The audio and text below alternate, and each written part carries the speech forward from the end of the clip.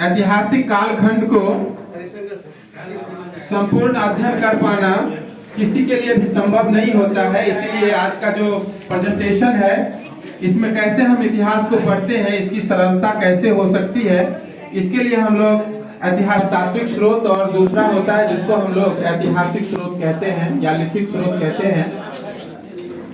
ऐतिहासिक स्रोत वैसे स्रोत होते हैं जो सबसे ज्यादा प्रमाणिक होते हैं, जिसमें किसी भी प्रकार का फेरबदल नहीं किया जा सकता है, जो बिल्कुल उसी अवस्था में मिलता है जैसा कि कभी वर्षों पहले जमीन में दबा हुआ था, जिसमें पत्थर, मुहर, उपकरण या कोई औजार या कोई और भी चीजें आती हैं। दूसरा साहित्यिक स्रोत या लिखित स्रोत, जिसमें कालखंड के अनुसार हम साहित्यों को सजाते हैं, जिसमें मुख्य रूप से इसको हम लोग साहित्य में दो तीन तरह से इसको बांट सकते हैं।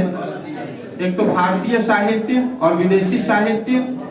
भारतीय साहित्य के अंतर्गत भी हम लोग इसको दो भागों में बांट सकते हैं, एक धार्मिक साहित्य और एक धर्मेतर साहित्य। धार्मिक साहित्य वैसे जो धर्म से जुड़ा हुआ है, जैसे रामायण, महाभारत, गीता, उपनिषद इत्यादि।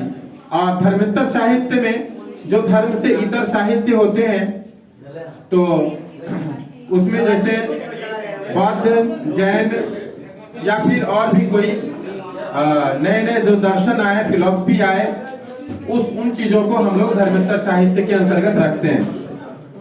विदेशी साहित्य में भी हम लोग ऐतिहासिक स्रोत का सहारा लेते हैं। विदेशी साहित्य भी प्रमाणिक होते हैं, जिसमें मुख्य रूप से जो विदेशी यात्री हमारे भारत में आए थे, जैसे